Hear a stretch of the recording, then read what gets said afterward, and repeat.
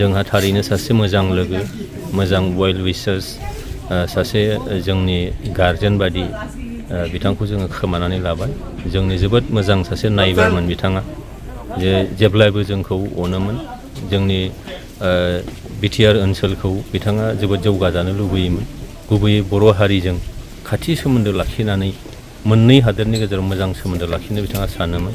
बिथाङा इन्ड' भुटान फ्रेन्डशिपनि गिबिनि सासे आफादगिरिमोन।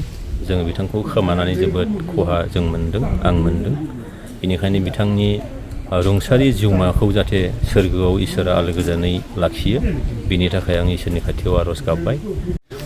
गिबियावनो जोबोद गोजोन आरो दुखुजों फोरमायदों जे जोंनि भुटान हादोरनि जोंनि बर'फोरनि लोगो, जोंनि चिरां बा गासै बर'लेण्डनि आरो आसामनि आरो इण्डियानि सासे मोजां जोंनि लोगो, जोंनि फ्रेन्ड, जोंनि गार्जेन, जोंनि वेल विशार्स दाचो चेरिं वांदा, बिथाङा भुटाननि सासे जोबोद सनमान गोनां सासे सुबुंमोन, मानगोनां सुबुंमोन।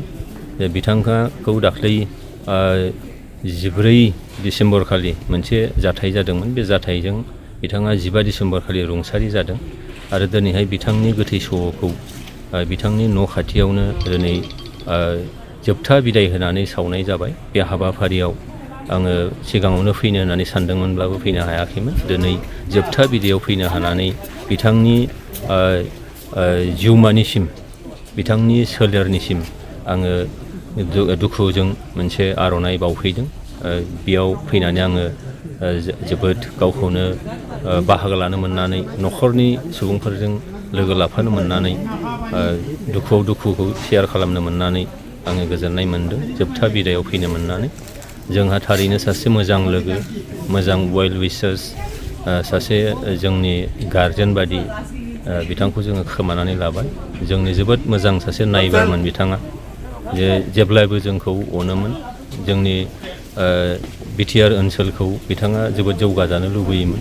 गुबैयै बर' हारिजों खाथि सोमोन्दो लाखिनानै मोननै हादोरनि गेजेराव मोजां सोमोन्दो लाखिनो बिथाङा सानोमोन। बिथाङा इन्ड' भुटान फ्रेन्डशिपनि गिबिनि सासे आफादगिरिमोन।